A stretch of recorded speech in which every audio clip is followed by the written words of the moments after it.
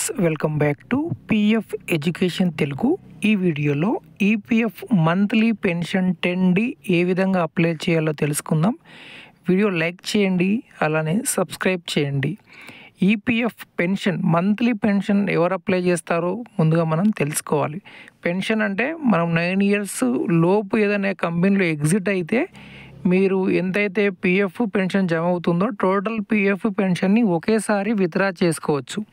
అలా కాకుండా ఎవరైతే ఏదైనా కంపెనీలో 9.5 years కానీ 10 years ఎబో 10 సంవత్సరాల కంటే ఎక్కువ ఉద్యోగం చేసి ఉంటే మీకు ఎంతైతే పెన్షన్ జమ అవుతుందో ఆ పెన్షన్ని మీరు ఒకేసారి విత్డ్రా చేసుకోవడానికి వీలుండదు.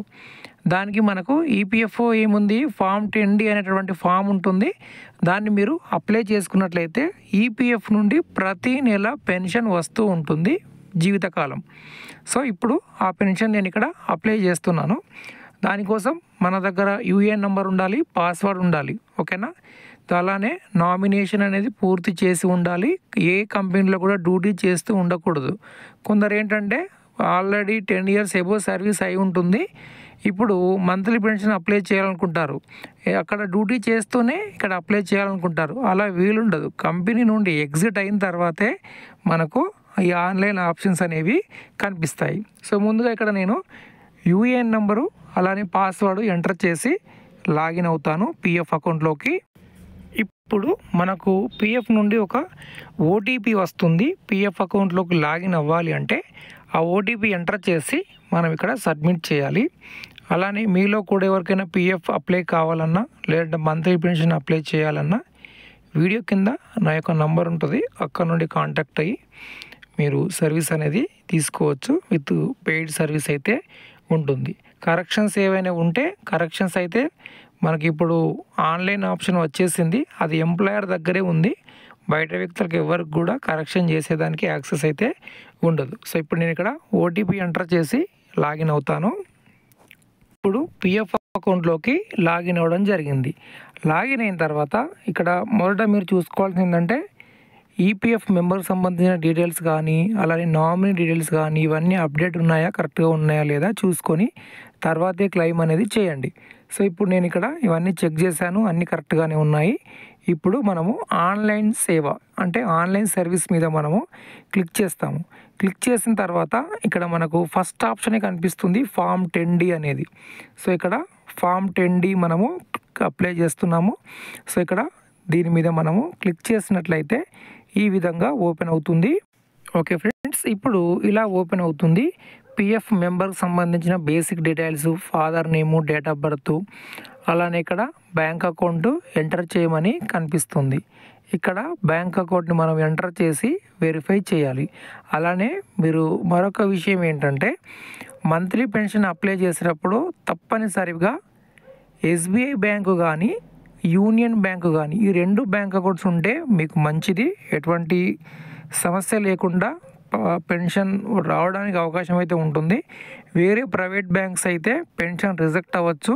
ఒకవేళ పెన్షన్ క్లెయిమ్ అక్కడ సెటిల్ అని చూపిస్తుంది, కానీ మీ అకౌంట్లోకి పెన్షన్ డబ్బులు అనేవి రాకపోవచ్చు. అందుకోసం తప్పనిసరిగా ఎస్బీఐ బ్యాంకు కానీ యూనియన్ బ్యాంక్ కానీ లింక్ చేసుకోండి. ఓకే, ఇప్పుడు ఇక్కడ నేను బ్యాంక్ అకౌంట్ ఎంటర్ చేసి వెరిఫై చేస్తాను. ఓకే ఫ్రెండ్స్, ఇప్పుడు బ్యాంక్ అకౌంట్ వెరిఫై జరిగిన తర్వాత ఇలా మనకు ఓపెన్ అవుతుంది. ఇప్పుడు ఐ వాంట్ అప్లై అని ఉంది కదా, ఇక్కడ దీని మీద మనము క్లిక్ చేయాలి. క్లిక్ చేసినట్లయితే ఇక్కడ మనకు అన్ని ఆప్షన్స్ కూడా కనిపిస్తాయి. సో ఇక్కడ మనం ఇప్పుడు ఏం అప్లై చేస్తున్నాము, మంత్లీ పెన్షన్ అప్లై చేస్తున్నాము. ఫామ్ 10C కాదు, గుర్తుపెట్టుకోండి, ఇది కాదు అప్లై చేయాల్సింది. ఓకే, మరి ఏది అప్లై చేయాలి? సో ఫామ్ 10D అనేది అప్లై చేయాలి. 10C అప్లై చేస్తే పెన్షన్ వస్తుంది, ఓకేనా. పెన్షన్ అంటే ఒకేసారి పెన్షన్ వస్తుంది, నెల పెన్షన్ రాదు. నెల ప్రతి నెల మనకు పెన్షన్ రావాలి అంటే ఫామ్ 10D అనేది అప్లై చేయాలి. ఫామ్ 10D అప్లై చేయాలంటే తప్పనిసరిగా 55 years ఎబో ఉంటేనే మీరు అప్లై చేయండి. 50 years ఉన్నా కూడా అప్లై చేయొచ్చు, కానీ చాలా తక్కువ పెన్షన్ అనేది వచ్చేదానికి వస్తుంది. ఈపీఎఫ్ పెన్షన్ రావడమే చాలా తక్కువ, అందులో మళ్ళీ మీరు ముందుగానే అప్లై చేస్తే ఇంకా పెన్షన్ తక్కువ రావచ్చు. సో అది ఒకసారి చూసుకొని అప్లై చేసుకోండి, మీ ఇష్టము. అప్లై చేయాలంటే చేసుకోవచ్చు, ఇబ్బంది ఏమీ లేదు. ఇప్పుడు నేను ఇక్కడ 10D మీద క్లిక్ చేస్తాను. ఇప్పుడు ఈ విధంగా ఓపెన్ అవుతుంది. ఓపెన్ అయినప్పుడు ఫస్ట్ ఇక్కడ మనకి ఏమడుగుతుంది చూడండి, స్కీమ్ సర్టిఫికేట్ ఎస్ నో అని ఇక్కడ అడుగుతుంది. మీ దగ్గర స్కీమ్ సర్టిఫికేట్ ఉంటే ఎస్ అని క్లిక్ చేయండి, లేకపోతే నో అని క్లిక్ చేయండి. ఓకేనా? సో ఇప్పుడు ఇక్కడ నేను నో అని క్లిక్ చేశాను. దాని తర్వాత కింద మీకు మరొక ఆప్షన్ కనిపిస్తుంది, డిఫర్డ్ పెన్షన్ అనేటువంటి ఆప్షన్ కనిపిస్తుంది. ఓకేనా? ఇది మీకు ఒకసారి మార్క్ చేసి చూపిస్తాను.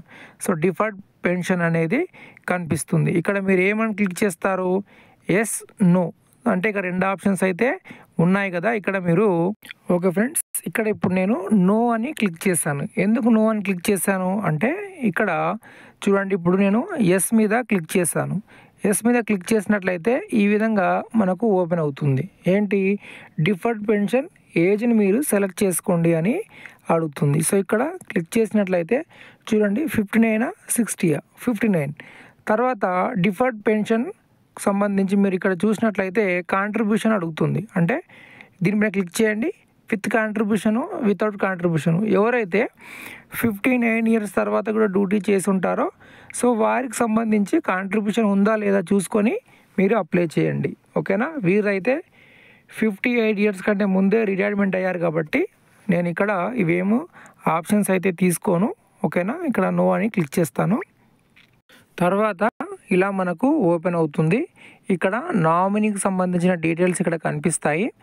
నెక్స్ట్ ఇక్కడ మీ యొక్క అడ్రస్ ఇక్కడ మీరు ఎంటర్ చేసుకోండి. ఓకేనా? ఇప్పుడు నేను ఇక్కడ అడ్రస్ ఎంటర్ చేస్తాను. ఓకే ఫ్రెండ్స్, ఇక్కడ మీ యొక్క పూర్తి అడ్రస్ మీరు ఎంటర్ చేసిన తర్వాత మీ యొక్క బ్యాంక్ని మీరు ఇక్కడ సెలెక్ట్ చేసుకోవాలి. సో ఇక్కడ మీరు క్లిక్ చేయండి. క్లిక్ చేసినట్లయితే ఇక్కడ చూడండి, ఇలా మనకు అన్ని బ్యాంక్స్ ఇక్కడ ఓపెన్ అవుతాయి. దీంట్లో మీది ఏ బ్యాంకో చూసుకొని క్లిక్ చేయండి. సో ఇక్కడ నేను స్టేట్ బ్యాంక్ ఆఫ్ ఇండియా వీరిది ఉంది కాబట్టి ఇక్కడ ఇది క్లిక్ చేస్తున్నాను. క్లిక్ చేసిన తర్వాత మళ్ళీ ఇక్కడ ఏం చేయాలి అంటే బ్యాంక్ అకౌంట్ని ఎంటర్ చేయాలి. Bank account and IFC code ఇక్కడ మనము ఎంటర్ చేస్తాము ఇప్పుడు. ఓకే ఫ్రెండ్స్, ఇప్పుడు bank account IFC code enter చేసిన తర్వాత మీ యొక్క బ్రాంచ్ అలానే అడ్రస్ అవన్నీ కనిపిస్తాయి. దాని తర్వాత ఇక్కడ చూస్ ఫైల్ మీద క్లిక్ చేసి బ్యాంక్ పాస్బుక్ లేదా చెక్ కాపీ ఏదైనా ఒకటి మనం ఇక్కడ అప్లోడ్ చేసుకోవాలి. తర్వాత కొంచెం కిందికి స్క్రోల్ డౌన్ చేసిన తర్వాత ఇక్కడ మనకు చెక్ బాక్స్ కనిపిస్తూ ఉంటుంది. దీని మీద క్లిక్ చేయండి. క్లిక్ చేసిన తర్వాత ఇక్కడ గెట్ ఆధార్ ఓటీపీ అని కనిపిస్తుంది. దీని మీద క్లిక్ చేసినట్లయితే ఆధార్కు లింక్ ఉన్నటువంటి మొబైల్ నెంబర్కి ఓటీపీ వెళ్తుంది. ఆ ఓటీపీని ఇక్కడ మనం ఎంటర్ చేసి సబ్మిట్ చేయాలి. సబ్మిట్ చేసినట్లయితే చూడండి, ఇప్పుడు మనకు క్లెయిమ్ అనేది ఆన్లైన్లో సబ్మిట్ అవుతుంది. ఇప్పుడు క్లెయిమ్ మనకు ఆన్లైన్లో సక్సెస్ఫుల్గా సబ్మిట్ అవ్వడం జరిగింది. సో ఇప్పుడు క్లెయిమ్ ఎక్కడ సబ్మిట్ అయింది, ఎలా చూడాలి అంటే మళ్ళీ మనము ఈ ఆన్లైన్ సర్వీస్లో క్లిక్ చేయాలి. క్లిక్ చేస్తే ఇక్కడ మనకు కనిపిస్తుంది ట్రాక్ క్లెయిమ్ స్టేటస్. ఓకే, ఇక్కడ నుండి మనం అప్లై చేసినటువంటి క్లెయిము పిఎఫ్ ఆఫీస్కి వెళ్ళిందా, క్లెయిమ్ సెటిల్ అయిందా, రిజెక్ట్ అయిందా అని మనం ఇక్కడ తెలుసుకోవచ్చు. తర్వాత ఇలా మనకు కనిపిస్తుంది అన్నమాట. సో ఇక్కడ మీరు ఏ క్లెయిమ్ అప్లై చేశారు, క్లెయిమ్ సెటిల్ అయిందా, రిజెక్ట్ అయిందా, ఎప్పుడు అప్లై చేశారు, ఏ ఫామ్ అప్లై చేశారు ఇక్కడ కనిపిస్తుంది. నేను 10D అప్లై చేశాను. 10D అంటే నెల పెన్షన్. ప్రతి నెల మీకు పెన్షన్ రావాలి అంటే ఈ ఫామ్ అప్లై చేసుకోవాలి. ఇప్పుడు మనం అప్లై చేసాము, డేటు టైం ఇక్కడ కనిపిస్తుంది. దాని తర్వాత ఈ క్లెయిము పిఎఫ్ ఆఫీస్ వెళ్తుంది. దాని తర్వాత ఇక్కడ సెటిల్ అయితే ఈ విధంగా సెటిల్ అని, రిజెక్ట్ అయితే రిజెక్ట్ అని మనకు కనిపిస్తుంది అన్నమాట. సో ఇది మంత్లీ పెన్షన్ అప్లై చేసుకున్నటువంటి ప్రాసెస్. క్లెయిమ్ సెటిల్ అయిన తర్వాత మనకు నెక్స్ట్ 1 మంత్ తర్వాత ఎవ్రీ నెల అంటే ప్రతి నెల పెన్షన్ అనేది వస్తూ ఉంటుంది. సో ఇది మంత్లీ పెన్షన్ అప్లై చేసుకునేటటువంటి ప్రాసెస్. వీడియోకి లైక్ చేయండి, సబ్స్క్రైబ్ చేయండి. Thank you.